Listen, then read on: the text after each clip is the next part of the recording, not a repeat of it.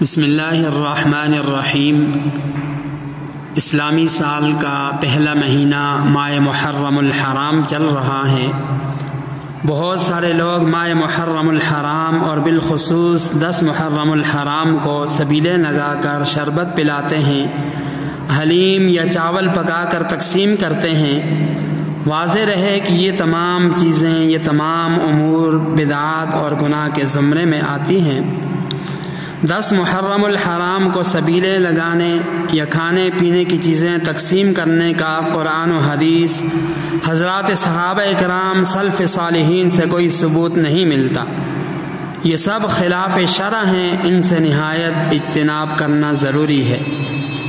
یاد رکھیں، اگر کھانے تقسیم کرنے سے صدقہ دینا ہے، صدقہ خیرات مقصود ہے، تو واضح رہے کہ صدقہ خیرات سال بھر کسی بھی دن دیا جا سکتا ہے۔ اس کے لیے دن، مہینہ، وقت خاص کرنا شریعت کے خلاف ہے۔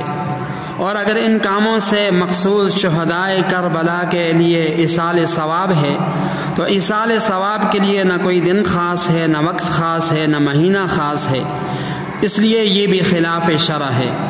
اس لیے محرم الحرام کی بدعات پر مشتمل کھانے اور سبیلوں کی مجالس میں شرکت کرنا ناجائز ہے، کیونکہ اس سے بدعات کی شان و شوکت میں اضافہ ہوتا ہے۔ البتہ اگر کوئی شخص بدعات پر مشتمل کھانے کسی کے ہاں بیچ دے، تو ایسی صورت میں مسئلہ یہ ہے کہ اگر حرمت کی کوئی اور وجہ نہ ہو تو محض بدعت ہونے کی وجہ سے وہ کھانا پینا اپنی ذات میں حرام نہیں ہو جاتا۔ البتہ کوشش یہی کی جائے کہ ایسے کھانے سرے سے وصول ہی نہ کیے جائیں۔ لیکن اگر کسی نے وصول کر لیا ہے تو وصول کرنے کی صورت میں اس کے کھانے پینے سے خود تو اجتناب کرتے ہوئے اسے کسی غریب کے ہاں بیچ دیا جائے، تاکہ بدعت کی نفرت دل میں برقرار رہے۔ یہاں یہ بات اچھی طرح سمجھ لیں کہ اگر کسی نے حرام مال سے یہ کھانا تیار کیا ہے یا غیر اللہ کی نظر و نیاز کی نیت سے تیار کیا ہے، تو اس کا حرام ہونا تو بالکل واضح ہے۔